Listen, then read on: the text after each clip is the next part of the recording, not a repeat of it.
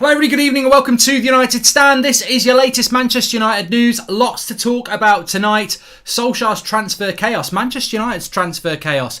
For an interesting chat I had this evening actually. For everybody who thinks it's going well on the pitch, and to be honest with you, some people don't think it's going well on the pitch. Some of the things that could be going on off the pitch this summer are absolutely huge. Very interesting insight. And I suppose it's very logical when you actually think about what I'm going to be saying as to why Manchester United may have huge problems facing them this summer. Also, latest on Pogba from Romano, also from the Telegraph, Martial, Pogba, players that the fans would like to see going. I don't know whether you've seen that today. Really interesting what fans would sell from Manchester United on a poll. It's not a United Stand poll, so it's probably a load of shit, but we'll still talk about it. Deleu's been talking. Nicky Butt has left. Financial fair play is about to get knocked away, which is quite interesting. A player I can't even believe that we've been linked to be honest with you. But as you can see, the show is sponsored by Boohoo Man, and as usual, Goldbridge is in the Boohoo Man bling, looking very, very good as forever. There's got a 40% discount in the link in the video description for you. But I just want to say a big, huge congratulations to Ismail Hussam, who won the latest Boohoo Man £800 voucher competition. Check your email inbox, Ismail, and there should be an email waiting for you with your voucher code, £800. That was from the watch along at the weekend. And as a really cool extra, Boohoo have hidden QR codes on their new collection, which takes you straight to the Boohoo site, where you can take advantage of the amazing 40% discount that they have given the United Stand viewers. All you have to do is hit the link in the description or scan the QR code on their clothing and use the code United Stand to get that great discount. Again, 40% off with that link in the video description. So thanks to Boohoo Man for supporting the channel. We really appreciate that as per usual. And as you can see, I'm wearing some of the stuff now from the active range, which I'm very happy with. I would like to say I've just been for a walk. I'd like to say I've just been for a run. I've been for a walk, but I did have this on. Let's get on with the show. So let's discuss this opening part then about transfer chaos at Manchester United. Now, it does feed in with a little bit that's going on in the press anyway. This afternoon I was talking about the Haaland story and how logic seems to be coming out now that Manchester United will not be in for Erling Haaland, and that will not happen because they don't have the financial power or pull to get hold of him, apart from basically Solskjaer's his mate. It's a bit like that mate that you have down the pub who says, oh yeah, I'm mate with Robbie Williams. If you want him to do a song for your birthday, I'll have a word with him. And it never happens, does it? Even though they're mates with Robbie Williams, and Solskjaer's mates with Haaland, but that doesn't cut it when he can make millions and millions at a different club and score more goals. But also within that same article in the Telegraph, they were talking about Paul Pogba and how Paul Pogba, there's not been real talks with Manchester United yet, and the feeling is that it's in Pogba's interest to wait until after the Euros to decide what he wants to do with 1 year left on his contract. Fabrizio Romano was talking about how Juventus dream of bringing Pogba this summer, but they talk about selling Ronaldo and not Ronaldo and Pogba, so I don't really know what's going on there. However, I was speaking to somebody this evening, about an hour ago before I came on the show actually, about Manchester United and transfers again, and what I was basically told is that, well, the exact words were, and you're not going to like it, the exact words were, for as well as you think it's going on the pitch, expect a summer of chaos at Manchester United. And I was like, okay, and we developed the conversation, but I was thinking at the same time, there's some people that don't think it's going well on the pitch, even though we're second in the league and in a Europa League quarter-final. And I said, well, chaos off the pitch, what are you specifically talking about? You're talking about Paul Pogba potentially leaving. And it was spelled out to me that the reality is Ole Gunnar Solskjaer is trying to build a team to improve next season. But when you look at it, we are not going into a summer of stability. We are going into a summer of instability. For everything about where we are in the league, next season, it's not like, basically, if you look at Liverpool, who's going to leave Liverpool this summer? They've had a terrible season, but who's going to leave? Is Fabinho going to go? Is Alisson going to go? Is Van Dijk going to go? Is Mane going to go? Is Salah going to go? No, they're not going to go. They're not going anywhere, and they will add to what they've got. At Manchester City, the only people who are going to go are the people that Pep doesn't want anymore. Nobody's looking to go. And yet they're the teams that Manchester United want to close the gap on, but they've got total stability and can add to what they've got. The only people going out the door are the people they don't want. Look at Manchester United. All right, they might finish second in the league, which is a platform to spring up from if you want to. And, maybe there is a plan to spend money that we're not aware about. But look at the actual team. there are players within that team that you wouldn't really want to be going, that will probably be banging on the door saying, I want to go. How is that progress and how is that stability? And that was basically what was said to me, is that for all people think that United are in a good position, and they are, what can go on this summer is quite chaotic. There's a super chat here, and we'll delve into that. Mark, what do you say about the 100 million that United spent last summer on Telles, Pellistri, Diallo and Van der Beek, all never used by Ollie? 100 million? Where'd you get 100 million from for Telles, Pellistri, Diallo and Van der Beek? We didn't spend 100 million. We've given 19 million to Diallo, and he's the rest of it is an add-ons. So that's about 15-20 million tops. Van der Beek was 35 million, 55 million. Pellistri was about 65 million. Who else was it? Telles, 15 million. So, I mean, you're right. You are getting on for about 80 million, to be fair. But it's not been spent well, Kevin, has it? Let's be honest, in relation to what's been used. But talking about the chaos that Manchester United face, let's look at it. We want to bring in players. We want a centre-back. We want a CDM. Some people want a right winger. Some people want a striker. Some people even want a backup right-back. That's too much business for United to do for a start in one summer. But look at the other way. You've got rumours around, De Gea or Henderson, in which no decision's been made. And if the decision is De Gea, they're going to have a real problem to remove him. You've got Paul Pogba, who will not be making his decision until July. You've got Anthony Martial, who, let's face it, could be asking him to leave. You've got Donny van der Beek, who could be very unhappy. Telles could be very unhappy. That's 5. Eric Bailly is apparently very unhappy. That's 6. You've then got Dalot, Lingard, Pereira, Mata, Matic. I'm up to 11 that you've got to decide a future on. Before you even start thinking about Phil Jones, 12, there is a massive amount of unrest at Manchester United. Now, some of it is unrest that they would like to move players on themselves, but some of it is unrest about players that maybe the club don't want to move. So, effectively, the chaos reigns around the fact, and look, if you've not opened your eyes up to this, then maybe you should do, but the chaos reigns around the fact that we're all thinking about what Manchester United are going to do to bring players in. But there's a hell of a lot of stuff that's going on in relation to players that might go out, which will take up a lot of time for our director of football, our chief negotiator, our chief executive. These players just don't sell themselves. There's prices, there's all sorts that needs to be sorted out there. And effectively, Manchester United are facing a very chaotic summer where stability will probably be their main aim. And what I mean by stability is Manchester United don't want Martial to go. If Martial goes, that's a big problem for them because they won't get a reasonable price. And who's going to want to swap? Paul Pogba, they don't want to go, even though Paul Pogba probably wants to go. How do you keep him when he's only got 1 year left on his contract? What are you going to do about the goalkeeping situation? What are you going to do with people like Matic and Mata and Pereira and Lingard and Dalot? What are you going to do with all those players that probably need to go, but you've got to sort out some sort of severance package or sale for them? And that's just getting started. That is just getting started. That's before you even start thinking of bringing players in as well. So Manchester United have got a huge chaotic summer ahead of them.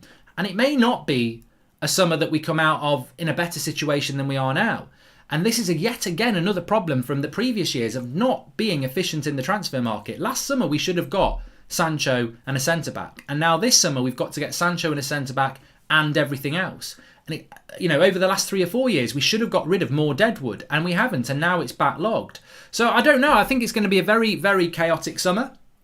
It doesn't mean that, and this was said to me tonight, it doesn't mean it will be a bad summer, but don't close your eyes to the fact that it's going to be a chaotic summer because there's such a volume of stuff that needs resolving. Manchester United are going to be very busy, and they may come out of it in a better position than they went into it. But they could easily come out of it in a worse situation. And I said, well, what do you mean by a worse situation? And I mean, I can think of one, but I just wanted to hear it from them. And they said, well, all right, you go into the summer, you buy a centre-back, which actually isn't much better than Maguire or Lindelof. You maybe get a Ben White. You lose Paul Pogba. You have you keep both goalkeepers, which is a problem, or you lose one of those goalkeepers, but you don't really spend the money. Martial says he wants to go and becomes disrupted. You lose Cavani as well, who we haven't even mentioned. You don't get a centre defence midfielder. You don't get a striker of a quality that the manager wants. You don't get a right winger. And that's even before I tell you what's going to happen with Lingard, Dalot, Pereira and all that lot. So on the other hand, you retain Pogba, you do buy a centre defence midfielder, you do get a good centre-back, you keep Martial, Cavani decides to stay for another year. You offload Lingard, one of your keepers, Matic, Mata. Pereira and Delo, and that's not too bad. So, but I think the bottom line is that it's going to be very chaotic. Hi Mark, do you hear the news that there is a Malaysian prince currently interested in buying Manchester United share? But he hasn't got much money, Sean. He's only got 250 million. Man United are worth 4 billion. Don't worry, Mark. We still have McTominay. He has United DNA through and through, says Red Baron. I'm coming back to that. Mark, when Ollie ends up getting a new contract, then won't get signings. The club will end up buying him out of his contract by Christmas. It's a mess, says Andy and Bruno. And Dead Woodward is the perfect nickname for him. Right, this is the next thing I wanted to bring into you. Very, very interesting on this. So, as I said, Paul Pogba and Juventus, Romano was talking about that. I don't think there's any secret that Juventus want Paul Pogba, but I don't think there's any secret that that he wants to leave, and he's not going to make up his mind until we hit the summer transfer window. I think that's absolutely inevitable that will happen. But there's something I just wanted to bring in here. Here it is. No, that's not what I wanted. Oh, it was basically about, on the Manchester Evening News, there has been an article. Here we go. I'll find it. I should have just gone where I was in the first place. On the Manchester Evening News, there is an article that they've done through their website where lots and lots of people have voted about the players that they would like to see leaving Manchester United. And there is a graphic about the percentages of who people have voted for to leave the club. And I just find it, interesting, because I'm not sure our fan base would vote this way. Here we go then. So, Manchester United fans believe 11 players from the current squad should be offloaded in the summer transfer window in response to a survey run by Manchester Evening News Sport. More than half fans voted sell rather than keep. Right, okay.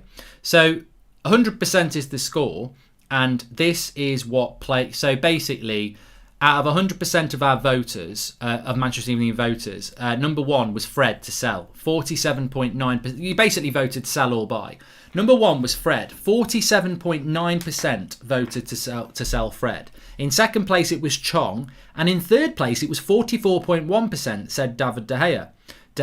Grant 36.1%, Lingard 31.5%, Martial 28.1%, and then you've got Mata, Matic, Romero, Pereira, Jones. I mean, it's amazing, isn't it? I mean, nearly 50% of people said that they would sell Fred. Nearly 45% said that they would sell De Gea. And nearly 30% said that they would sell Martial. Now, I understand Lingard, because I think it's 30% saying they'd sell Lingard. It makes sense to sell Lingard because he's doing well. There's not a place for him in the first team, and you take your money. But it's interesting that in that top echelon of people that would be sold, there's no Scott McTominay, there's no Victor Lindelof, there's no Harry Maguire. It's Fred, De Gea, and Martial. Which I don't know what you think about that. I don't know what you think about that. But Fred, Martial, and De Gea. I don't know what just very quickly. I don't know what David De Gea has done wrong. I really don't know what David De Gea has done wrong, other than just people want a shiny new toy. I mean, for me, you're dealing with a United great here. I think the amount of times he's won Player of the Year and he's only 30, and people would sell him is ridiculous. But maybe it's the Lingard factor. Maybe they see a bit of money there, and I agree. We've got to sell one of our goalkeepers. You make your choice. I mean, as for selling Fred, I've got to be absolutely honest here. If I had to sell two out of Fred, McTominay, and Matic every single day of the week, I'm not selling Fred. It's bye Matic and it's bye McTominay. I know Fred was bad at the weekend, but over the last 18 months, I've described Fred as our most underrated player. This time last year, I was saying if it's not Wan-Bissaka, Fred's our Player of the Year. So it's not, for me, Fred's playing very, very badly at the moment, and he can't pass, and he won't score a goal. But I still think that Fred offers us way more than McTominay and Matic. He's way quicker. He's way more tenacious. I think he's going through a bad patch at the moment. But I think there's an onus on Fred to be more creative, when actually I think he's just more of a sitting midfielder. So no, I don't agree with that. I'd sell McTominay and Matic way before I'd sell Fred. As for Anthony Martial, I think I personally like Martial. I personally would keep Martial. I personally think Martial will score a lot of goals in a team that creates more chances, like he did last year. I think this year we've been pitiful. I think it's been a disgrace how many chances we've created this season for our number 9. Whether it's Cavani, Greenwood, Martial, Rashford, it's a bloody joke. Most games I watch United play with our number 9, and I think, how many chances at the weekend, how many chances did we create against Leicester for our number 9? None. I can't think of one. And that happens too much. So I would keep Martial. I don't know what people think we're going to do if we sell Martial and Cavani. I think this is the whole ridiculous never going to happen Haaland thing. Never going to happen. So who are you going to replace Martial and Cavani with? Because you're not getting Erling Haaland. And again, I just think it's this whole shiny new toy thing. Like, if you can offer me up a good replacement, then I'll look at it. But to me, it's not a priority. The priority is not Anthony Martial replacing him. Looking at the past transfer windows, don't you think this will be a quiet summer, not a chaotic one? The most we might get will be 1 or 2 signings, says Assad. United's progress is similar to their style of passing, a lot of backwards, mostly sideways, and sometimes forwards, says Doel. Is it the Manchester Evening Paper? Perhaps the age of people who vote on there are older and like people who come from Britain more, says Red Baron.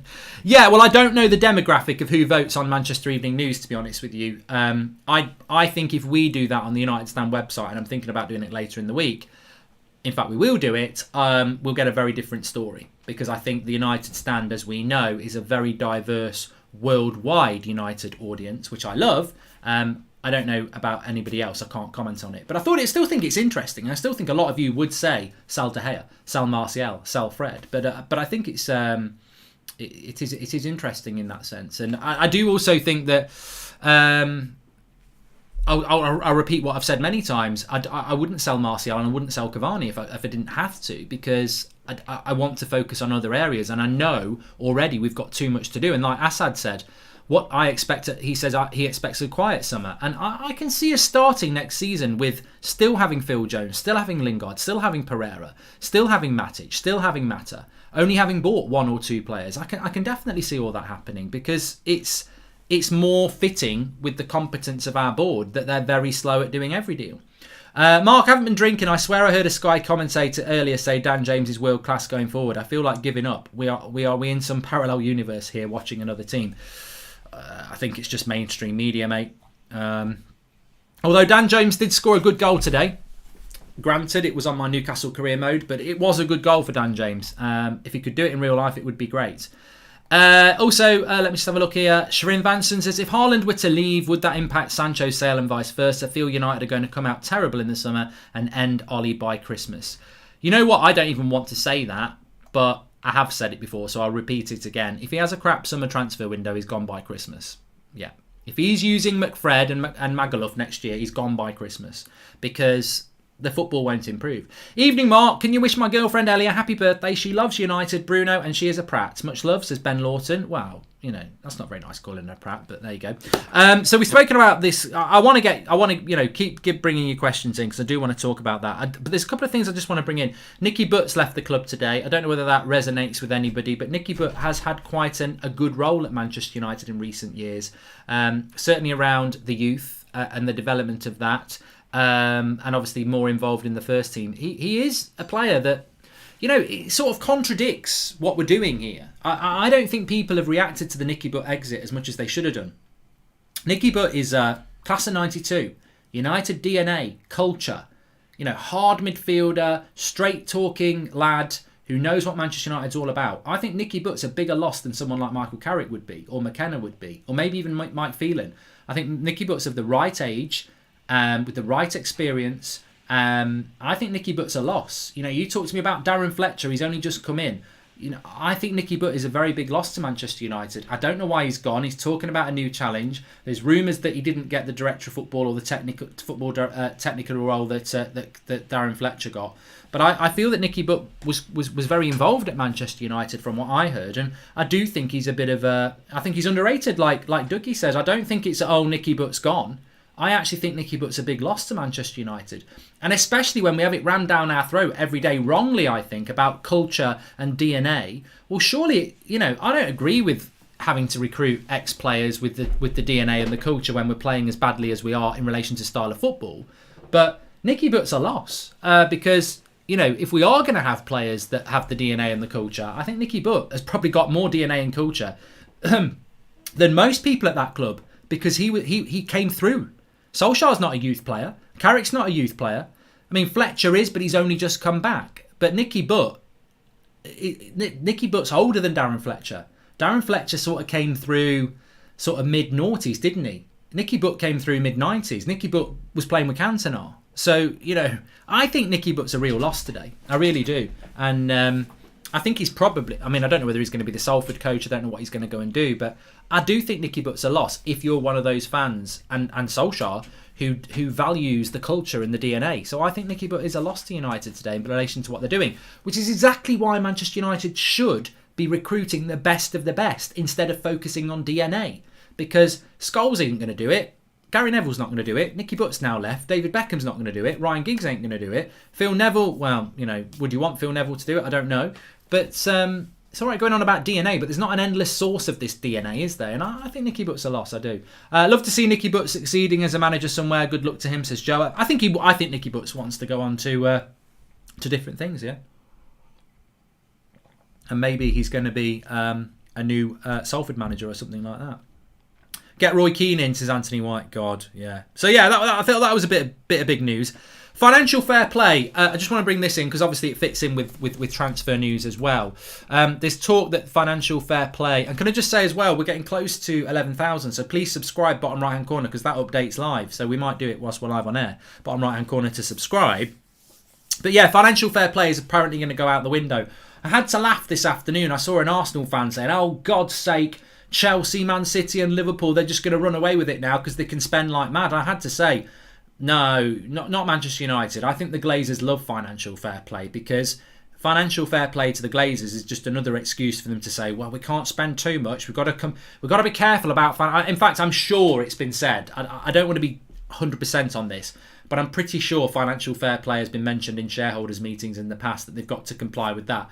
So to United, it removes a barrier, doesn't it? It removes a barrier of not having to spend money. And look, Manchester United do spend money, of course they do, but we don't spend the money. We don't spend like Manchester City spend or Chelsea spend. We won't look at we do spend money, but what I mean is, I think if Man City had the season we've had, and this is a really good point, and I don't normally blow my own trumpet, but imagine if Chelsea had the season we had, or if Man City had the season we had. Do you think they wouldn't buy any players? Do you think they'd just go, we'll just leave it and see how it gets on? They will. They would go out and spend big because they know that they're a long way off. So, you know, that's the difference for me. I don't think financial fair play is going to make any difference to Manchester United at all. I don't really. I don't think it's going to benefit us. It would benefit us if we had owners who want to spend money, but I don't think it's going to spend us. MK26 says you literally spend just as much. Well, we don't know, MK26. You belong on a history channel, and the funny thing is that don't stick your nose into something you don't know anything about. I don't profess to stick my nose into Liverpool's transfer business and budgets because I don't support Liverpool. So don't come on here as a rival fan and tell us, Manchester United fans, what we spend and what we fucking don't spend. Because you tell you what, you can end up looking at Pratt. Manchester United's revenue stream is bigger than anybody's. If Man City spend $1 billion, we could spend $2 billion over the last 12 years. That's the point. And over the last 3 years, our net spend has been 60 million, which is shite. Absolutely shite. Manchester United's net spend over the last few years has been worse than Aston Villa, Everton and even Fulham one year. So Manchester United could spend a hell of a lot more money than they do. And I'd say that with my chest, because the reality is Manchester United make a lot of money because of you. We ain't got an oil tap pumping it in from Russia or from the Middle East. That's not how we make our money. Our money tap comes in from the fans and disappears into debt repayments and the Glazers' dividends. So don't try and give it the big un that Manchester, you spend a lot of money. We could spend a hell of a lot more, and we should spend a lot more. But the most important thing is that we do spend money, but we've got prats who spend it. And this is like, you know, Manchester United have spent a lot of money under the Glazers, and a lot of that money has been spent like, when we ever see it like when you're on a certain website and at the bottom they have all those mini articles. I won 10 million and now I'm potless. Yeah, because you're a prat. I almost expect to see a little article like that with Ed Glazer once. I spent $1 billion and ended up with nothing. No trophies. Empty trophy room. And I think we have spent nearly $1 billion. And it's been an absolute farce. I mean, you can't deny the fact that we've spent a hell of a lot of money on Alexis Sanchez. You can't deny that we spent a hell of a lot of money on Di Maria. You can't deny them. We've spent so much bad money, and that's without mentioning the deals we did where we bought people like Falcao in and paid them huge money and they didn't even do anything. Cavani's sort of heading that way, isn't it? We've got a. I just want to remind myself about that. I said this about Falcao. I liked Falcao, and it was a bloody stupid deal to do because of his knee injury. And I said it in the summer about Cavani. I said, this has got Falcao all over it. Our fans are going to fall over it. They're going to go, oh my God, we've got one of the world's best strikers. And we're not going to consider his injury record. And we have done another Falcao. And this is the problem with this football club, is they don't learn from their mistakes. They keep making the same bloody mistake. I mean, look, we won't get Haaland, but would Haaland not just be another Paul Pogba? Oh, look at us with our Billy Big Bollocks. We've gone and got the player everybody wanted. You don't need him. Look at us. Get the press rolling. Get me walking in like a boss. You don't need him. Look at what we've done. We've got Erling Haaland. Look at it. I did that. It's me. I've spent a lot on him. You didn't need him. Look, he's brilliant. Look at him. Erling Haaland at Manchester United. I did it. Me, I did it. You didn't need him. You know, so we make the same mistake time and time again. We do. I think Cavani is another Falcao, a very good striker who has had better days. I think Haaland would be another Pogba. A lot of money spent on a player that, you know, actually, to be fair, we did need Pogba. Pogba was more what we needed, but we don't need Haaland. Today I've been a member of the United Stand for 1 year, a place for everyone, different despite different opinions. Renate, big shout out. No sticker today, but been a member for a year. Thank you very much, Renate. And Arteta spent 8 million in January and win the FA Cup to this day. We will buy Van der Beek to sit on the bench, says Ishoba. And Pogba believes Ed needs marketing lead to replace him, says Paul Robinson. And I think Paul always comes out with the gems, one of our moderators. I think he's probably hit the nail on the head there. Are Manchester United looking to build Ole Gunnar Solskjaer a squad this summer that Manchester United fans will react to? Or are Manchester United looking to buy a superstar to replace Paul Pogba that the worldwide marketers will react to? And you know what? That's the fear, isn't it? I mean, if I said to you, as I said last night, you can have Erling Haaland for 120 million, or you can have Declan Rice and Varane, or even, you know, let's make it even harder. You can have Erling Haaland for 120 million, or you can have Declan Rice and Koundé for 120 million, same price then. What are you going to take? Some people are going to go Erling Haaland. The footballing world is going to love Erling Haaland and go, oh my God, he's at Manchester United. But as a Man United fan, I want Rice and Koundé because that's going to make us a better team. So, you know, but Manchester United might go for the marketing tool. Pogba cost more than Bayern Munich starting 11 in the Champions League final, says Tashan. LVG had to beg Woodward just to loan Falcao, according to him. They wanted to buy him, says Mr. Stubbs. I've never heard of that one, but you might be right on that. What's your thoughts on James Garner? Very good player, James Cowan. I think he needs another loan next season. I'd like it to be at a club like Brighton if they stay up. But he's not ready to go into Manchester United. Koundé did not get bullied by Haaland. If you watch the game, he didn't get bullied at all. And disagree that we don't need Haaland. We do create chances, but also look at clear chances our strikers miss. Assad, I think you need to get down and get a pair of these on your eyes. We don't create chances, mate. Tell me how many clear-cut chances any of our number 9s has missed this season. They jump out at you like a bloody Rottweiler in a garden. You know, that would make sense. But, you know, but they don't. We don't. PSG. You're going to shout PSG, Anthony Martial, because you remember them because they are so standoutish. The chances we miss are so standoutish. That happened in December. We're now in nearly into April. You know, Harry Kane and Mo Salah. Mo Salah misses about 2 or 3 good chances a game before he scores because he knows another one's coming.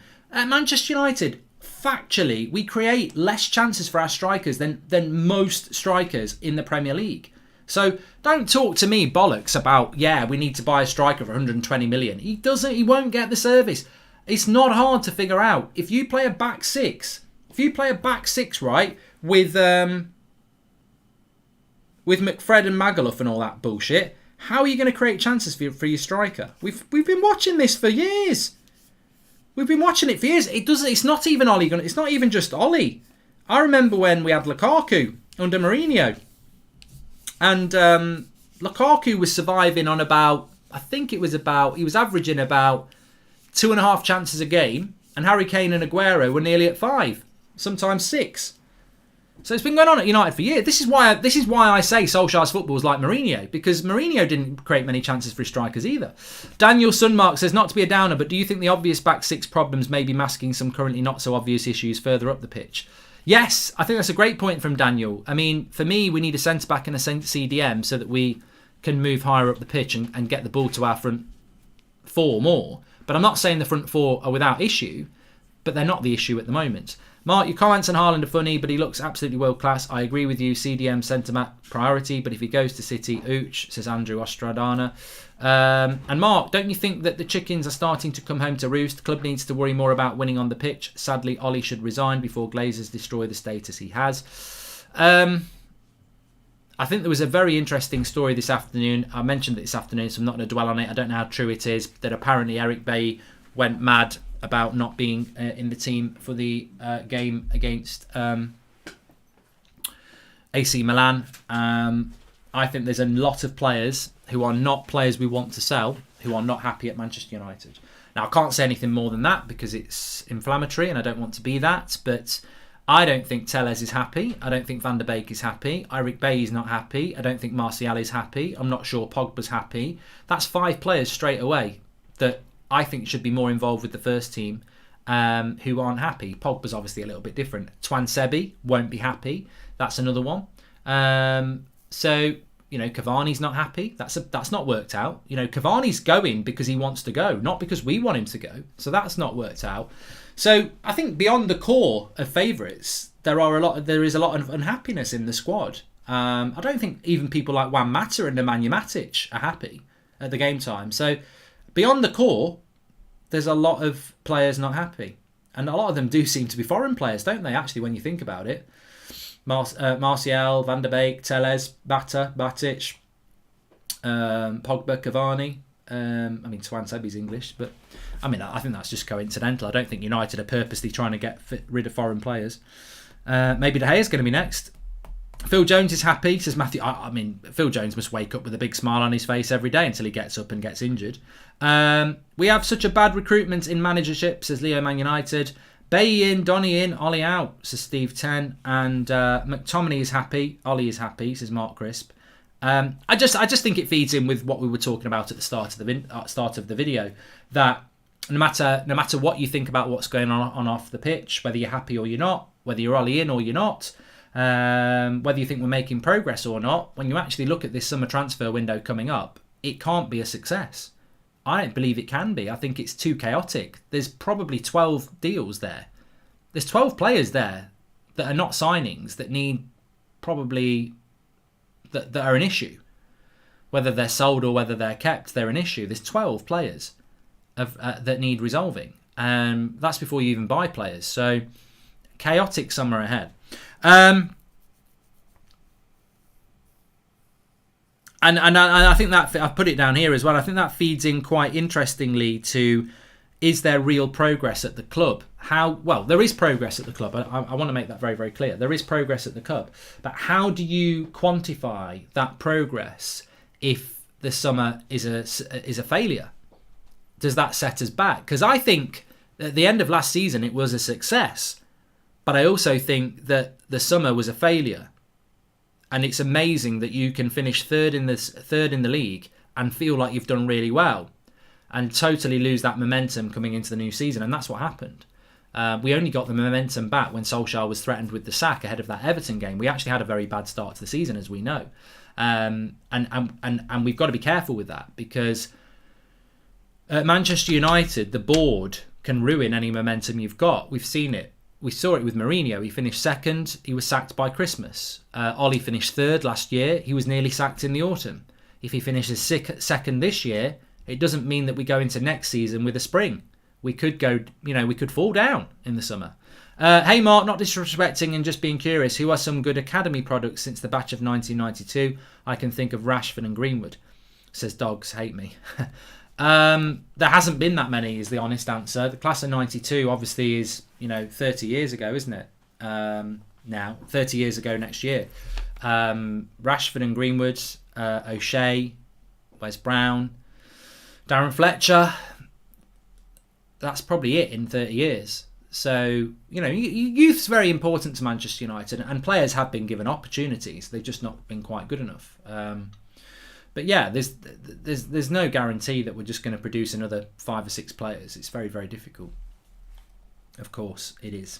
Wouldn't we wouldn't we be even further behind Man City if they add someone like Haaland to their team? We need a CDM centre-back. Also can't let Haaland go to City, says Mehul. This doesn't resonate with me at all. You know, we should sign Haaland to stop City getting him. I think we tried that before with Alexis Sanchez. Like, you can't try and take something from somebody who's doing better than you to stop them doing even better. You've got to stop somebody. You've got to have a structure. I mean, what are you going to do with Erling Haaland? He's icing and you haven't built a cake. Like, all right, Haaland at Man City is going to tear it up, but Haaland at Chelsea is going to tear it up. He's a top-class player. But Haaland at Man United, I don't think he's going to tear it up. I don't think he's going to solve the problems. I think he'll score us a few goals. Sure, he will. But I don't think he's going to... He's not going to stop us playing a back six, is he? So, I appreciate that. I just feel... I think that statement's true. Man City get Haaland and they get better. But Man City are getting better because they're a competently run football club with a massive squad. Like, their bench is better than our first team. We can't say let's get Haaland to stop City because Haaland at Man United is not going to stop City. It's almost a paradox of it doesn't make sense really, because let's get Haaland to stop City getting him, but City will still win the league next year. They're better than us. Haaland won't make us win the league. If we want to stop Man City, we're not going to stop them next year. We've got to build a team to do that. So I think it's nonsensical to say we can't let Haaland go to City, but it doesn't matter if he goes to City or not. We need to build a team. Haaland won't be the team for us. There's too many holes in it. And look, if you don't believe that, is that not what we did with Pogba for 4 years? Oh, let's get Pogba and don't let anybody else have him. He's world class. He's 89 million. Did we win the league? No. Did we get near winning the league? No. One world class player will not make Manchester United better. The reason a lot of you say we're 3 top class players away from considering being title contenders is because we need 3 top class players, not 1. Mark, if half those players you guessed are actually unhappy and leave, I'd be Ollie out because this team will regress and Bruno will leave next year, says Gabriel Noel. Well, I don't think it's panic stations with Bruno Fernandes, but he will go if this situation continues for another year or 2. He will go, of course he will. I don't think Sancho and Haaland will both leave Dortmund. I think they'll sell one. I have a feeling that Haaland will stay for another year because he will make so much money by doing that because he's got a release clause and there'll be a lot of money made up on that. It'll be a massive bidding war and there may be more money. So I think he may well stay for another year. In which case, I mean, look, if I was Manchester United, I would be thinking, you know what? If we can solve a lot of problems this summer, then maybe we can get into a Haaland bidding war next year. That's the best thing. Spot on, Mark, says Sin Games. I'd say we need 5 or 6 world-class players to get anywhere near City. Need world-class on the bench also, says Sin Games. Well, look, we do this sometimes. Let's do it now. If I look at the current United side, how many of them do I think are in a team that can win the league? I'd always go with De Gea, so I think we can win the league with De Gea because we've done it before. I think we can win So De Gea, yes. Luke Shaw, yes. I think he's proven this season, and for me in the past, but definitely this season, that he is a top quality left back. Centre back is dodgy. I think if we brought a really good centre back in, I may be controversial here, but I think Harry Maguire with a top class centre back could win as a league, so I'd put Harry Maguire in there. Wan-Bissaka is just a big question mark. If Wan-Bissaka develops over the next 2 years, I think he could be good enough, but so I'll throw him in, but he is a question mark, probably as much as Harry is really. That's 4. Fred, no chance. McTominay, no chance. Matic, no chance. Bruno, of course. Yes, 100%. With Bruno, you can. Rashford, yes. I do think you can win a league with Rashford. And that's probably it. Pogba, 7, if he stays. I do believe Martial can do it, but his season this year has been so bad. Greenwood, we don't know about yet, but I definitely think he's got the potential to do it. So I think if you said Martial half and half and Greenwood half and half for different reasons, that gets you up to 8. 3 players. We need 3 world-class, top-class players. And for me, one of them's a centre-back, one of them's a CDM, and one of them is either a right winger or a striker. Because if you look at that team, I've filled the goalkeeper, I've filled the fullbacks, I've got 1 centre-back with Maguire, I've got 1 of my midfielders with Pogba, and I've either got a striking position or a right winger. So for me, it's Man United need a centre-back, a centre defensive midfielder, and either a striker or a right winger. One of those two. But they need Pogba to stay as well. If Pogba goes, you need 4. And I don't think people talk about that enough. I don't think that gets spoken about enough. Off topic, but when did appreciate Zlatan most at Juve or United or another club completely? Keep up the good work and bring back Silverbridge, says Bjorn. I think Zlatan was better away from Man United if you're talking about the best stage of his career. Regarding progress, I don't think consecutive Champions League qualifications should be underestimated. Should we have more patience, says Daniel. Well, I've got patience, Daniel, till the summer. The reality is, if they don't deliver in the summer, my patience will run out, because what are we waiting for? Last summer was shit when he finished 3rd. If he gets 2nd or 3rd and doesn't get his players this summer, the all eyes on the board again, isn't it? Don't remember the last time we played 4-4-2 with 2 wingers and 2 strikers. Wasn't that Sir Alex most famous formation, says Assad. Yeah, but I think 4-4-2 is dated now, to be fair.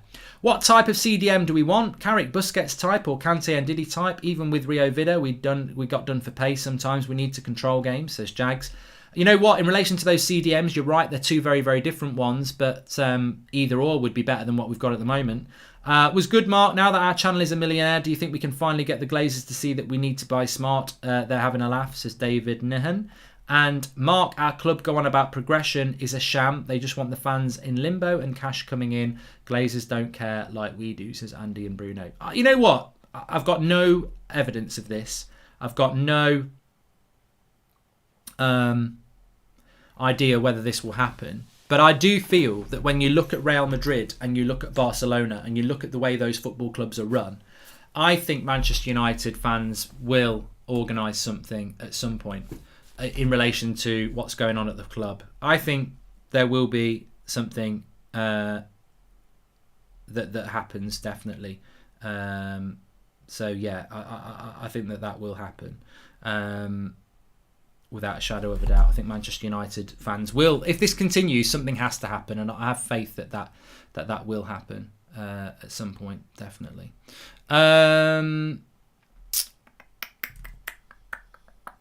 What was I going to talk about? Yeah, I just wanted to talk about Paul Pogba as well, just very, very quickly about Paul Pogba. A lot of people, what they don't realise is that with Paul Pogba, if Paul Pogba leaves Manchester United, and it doesn't get mentioned enough, the mainstream media don't mention it, and I don't think we mention it enough, to be fair.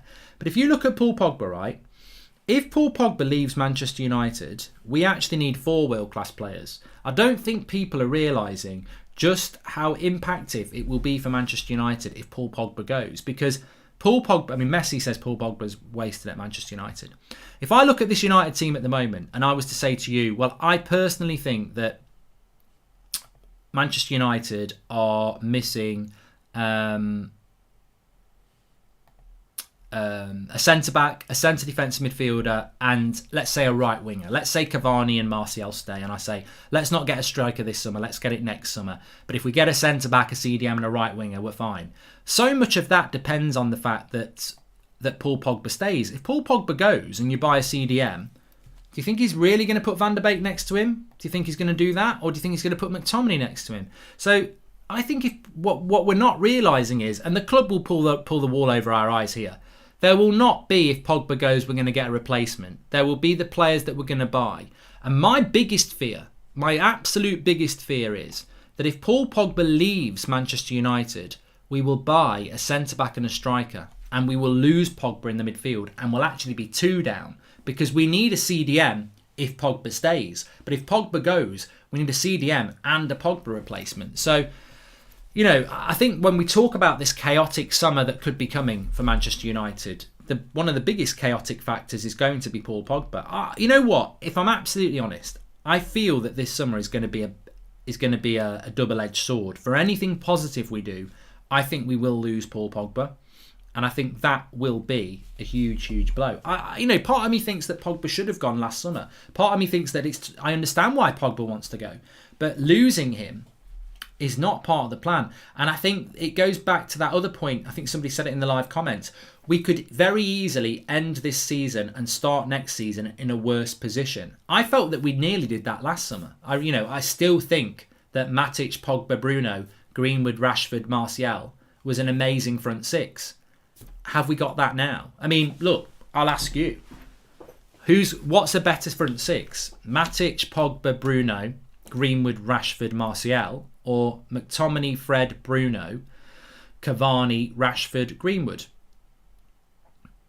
Well, it's last year, isn't it? Nothing against Cavani, but it's last year because Matic was playing really well. We had Pogba in the pivot, Bruno ahead of him, and a front three that was firing. Now, was that front? And again, people don't want to talk about this because Luke Shaw's better going forward than he was last year. It was still Maguire and Lindelof and Wan-Bissaka last year. So the back four was the same last year, but we were scoring more goals last year. And this feeds into this obvious thing. Ollie's obsession with McFred, he's making us a boring side to watch because last year we were scoring a lot more goals, certainly in the summer after lockdown, with Matic, Bruno and Pogba and that front three. Well, that's because the pivot had Pogba in it. It's as simple as that. We had more creativity in the pivot, whereas now we don't. Why did Ollie go back on it, Mark Crisp? I think, to be fair to Ollie, I think Matic just isn't the player he was. Pogba's been a bit in and out. You know, he's had injury and all that. But he can't play Matic, Pogba and Bruno because Matic has just, you know, for some reason, Matic has just not been at that level anymore. So, which is why we need a CDM. The 6-1 didn't change anything, S1. It didn't change a bloody thing. Totally agree, Mark. We lost Herrera and fans thought we would replace him. We never did, and we are still short there, says KA. And question for you, Mark. If you came in as a manager and could either replace 6 players or the whole coaching department, which one would you do, says Luke82. Well, if I was manager, I'd have conviction to get the team playing the way I wanted it to play anyway. And I think you can drive your coaches to do that. You know, if I'm watching on the coaching ground and we're not moving the ball quickly from back to front, then I'm going to have a word with my coaches. So I would bring 6 players in. Yeah, I'm not. I would, you know, I think a better coaching staff would be fine, but you can tell your coaches what to do, and if they don't do it, they get a bollocking, don't they? You know, I'm not driven by my coaches. I'm not going to leave my coaches to run things in the way that I don't want it to be run. I can't just say, crack on with the coaching, do what you want to do. Why is my team playing shit? You know, I want the ball moving out quickly from back to front. I want my midfielders to look forward and get the ball to my attackers quick. I want to catch the opposition out before they set themselves.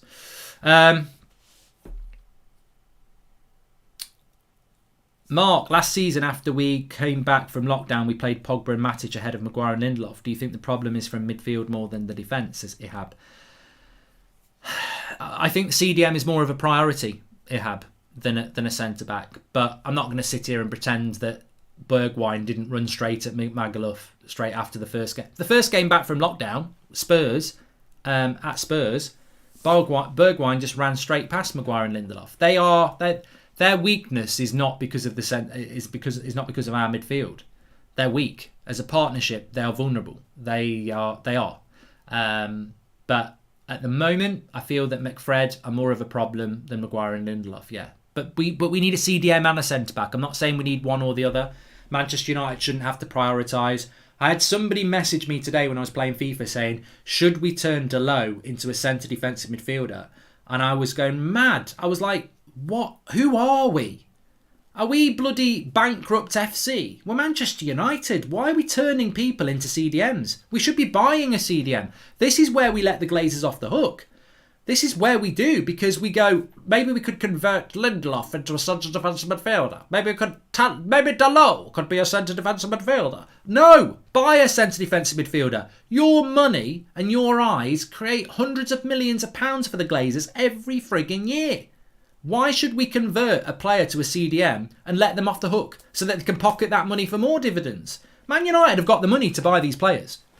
Without a shadow of a doubt, they have got the money to buy the players that we need. They don't do it because we're in debt and they want their dividends. So don't make excuses for them not to spend money. Don't start talking about converting players to positions where we should just go and buy a player to do it. So, no, don't let them off the hook. Although, having said that, between now and the end of the season, I'd love to see Twan Sebi at CDM. I think he'd do a better job than McTominay and Fred. But it won't happen. He won't even play him at bloody centre-back. Hey, they take this break for passing drills, says Kevin Burrett. And love watching Bruno play, but I'd pick the most quintessential United player in current squad. I'd say Shaw, mentally strong and very consistent, says Daniel. I mean, look, I don't know what's going to happen with Bruno. I don't know whether he's going to get Player of the Year anymore. I don't know. Will Bruno get Player of the Year now? I don't know. I mean, I'm talking about general Player of the Year. Man United Player of the Year, you could make a case for Luke Shaw. Dennis G says, we have a new shirt deal, but it's the same crap team. And hi Mark, I hope you've had a good day. Just seen my Dan James article published on the United Stand website. If you have time, give it a read. I will definitely give it a read, Tom Hazelwood. Thank you very much. An article on Dan James. Watching Portugal, Bruno and Neves, such a great partnership, says Eugene. I'd love Ruben Neves at Manchester United. I really would. I think he's absolutely the sort of player that we should go for. But again, just never get linked to him. Never do we? Mark, Bruno is coming in second half of Portugal and playing alongside Neves in the pivot with Bernardo at sit cam, making so many forward passes with ease. Well, we spoke about this a few weeks ago, didn't we? I think that the pivot is so bad for Manchester United. I'd play Bruno there at the moment. It's so bad. So bad. Happy birthday to Cave. Bruno will want to leave next year. Glazers are the root cause of our poor football, says Byron. Top teams back their manager. Chelsea did it with Frank and he got the sack, but still brought in quality players. Well, yeah, I mean, look at the contrast with Chelsea. I said this last year. Like, some people use it as an excuse not to spend money. Well, if you defend not spending money, you defend the Glazers, in my opinion. And Frank Lampard had an amazing summer last summer. He was rewarded for a season where he'd done quite well without money. And he was rewarded. He was sacked by Christmas and they're going to back another manager.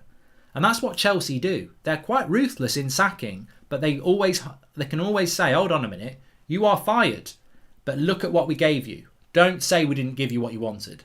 You're fired.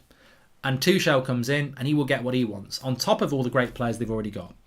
Does Bruno have good ball retention, Mark, says Samson? I don't really ever worry about a number 10's ball retention because, if you're Scott McTominay or Fred, your pass completion rate should be better than anybody else's because you spend all game passing it 5 yards sideways or backwards. If you're Bruno Fernandes, you're trying to play a 30-yard ball with height and backspin to get into Rashford's path. It's hard. It's hard. I don't want a high completion rate on my number 10 because I want them to be trying to make passes that are ridiculous, because ridiculous passes catch top-class centre-backs out. So it doesn't matter to me. Seriously concerned about the reputation of United, says Avash. And Matta says, I love your videos and I watch them all day. Yeah, please smash a like on the video, everybody. Seriously, and look, you know what? I think that as long as we go into this transfer window with our eyes open, I think, we will be disappointed. Probably we may get shocked, and it may be a good window. But I think what you need to do, if I could give you any advice, is just go into it eyes open. It's a chaotic summer.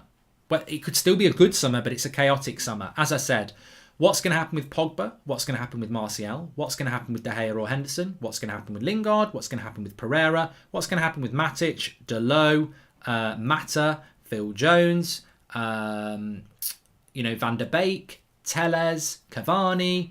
There's lots and lots of question marks before you even sign players. There's 12 players at the club at the moment that the club have got to deal with issues. Eric Bailly, 13. So there's probably more. And that's before we even start trying to buy players. I've started to really like Dean Henderson. David is my favourite keeper of all time and will be, but the hunger and determination Henderson shows towards being the best is the kind of players that United needs. There's a decision to be made over the goalkeeper. I'm not really interested in arguing it because I think it's irrelevant. Solskjaer needs to have a backbone and stick to the promises he made at the start of the season, which was cup games for Dean and league games for David. If he goes back on that now, he's weak. Because what's David done to be dropped? He was man of the match in his last game against Chelsea. He went to watch his kid be born and then he loses his place. There's been plenty of games where Dean still got to play in goal in the cup games because he'd been given the cup games. So Ollie needs to stick to his word, share out those positions as he always has. And then in the summer, he needs to have a backbone again and sell one of them. And I will leave the club down to that. Unfortunately, they've created a situation, whoever they sell, they're going to upset a proportion of the fan base. Because if we sell Dean Henderson, a lot of you will be unhappy. And if we sell David De Gea, a lot of you will be unhappy. So the club have created this situation. It was interesting that Mark Bosnich, when he was on the channel with Flex last week, said he thought it was a good situation as a goalkeeper. I think it's a terrible situation, and I said it at the start. But it's not a situation we need to resolve at the moment. What's the point on spending another CDM when we'll have the CDM partner with Scott or Fred? We never really put responsibility on our centre-back, says Assad. LVG basically retired. Jose Mourinho way past his best. Ollie well below. This is why we have played bad football. We have the players to play offensive, says Leo Man United. Thanks everyone for tuning in. Remember, we are sponsored by Boohoo Man. There's a 40% discount code. The link is in the video description. I'm wearing some of their clobber today. That's probably not the best modelling I've ever done, pushing my glasses forward. But very nice it is. Activewear, 40% off. Link is in the video description. Big shout out to Boohoo Man. Make sure you check it out. United Stand is the code. There's QR codes that you can scan on there as well. Check out the website and check that out. And thanks everyone for watching. Speak to you all soon.